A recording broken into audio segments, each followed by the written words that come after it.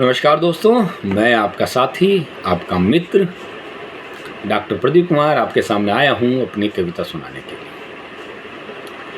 यह लिखी थी मैंने सन 29 अप्रैल सन 2023 को। मेरी 488 नंबर की यह कविता थी और कविता का शीर्षक है कि दाम किसका लूँ। दाम मतलब मूल्य। चलिए अविलंब शुरू करता हूँ कि आया भी अकेला था और जाना भी अकेला है। आया भी अकेला था और जाना भी अकेला है, तो एहसान किसका लूँ। कि आया भी अकेला था, जाना भी अकेला है, तो मैं एहसान किसका लूँ।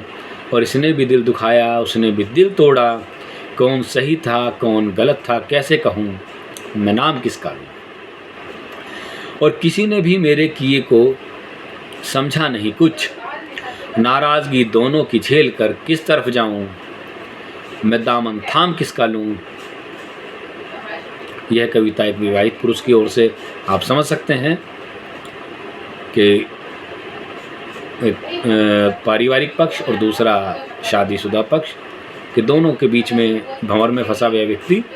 चलिए, कि दोनों ही खींचते हैं अपनी ओर भी मुझको, दोनों ही नाराज़ होकर फिर छोड़ भी देते हैं मुझको, मैं पहचान किसको लूँ।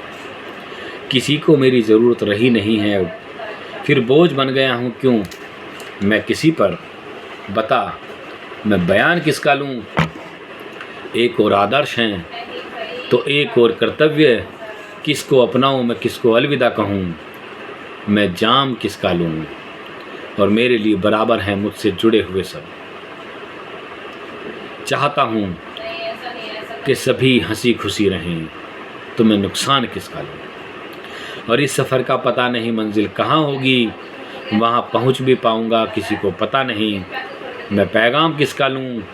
और लास्ट शेर, अंतिम शेर, अंतिम 4 पंक्तियाँ कि प्रदीप तराशा था मैंने हीरे सा दिल अलग, तोड़ दिया जिसको रिश्तों की चोट ने, तो मैं दाम किसका लूँ। तोड़ दिया जिसको रिश्तों की चोट ने, तो मैं दाम किसका लूँ। चलिए दोस्तों, यह कविता यहीं पर समाप्त।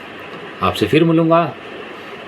धन्यवाद, नमस्कार, शुक्रिया, थैंक यू।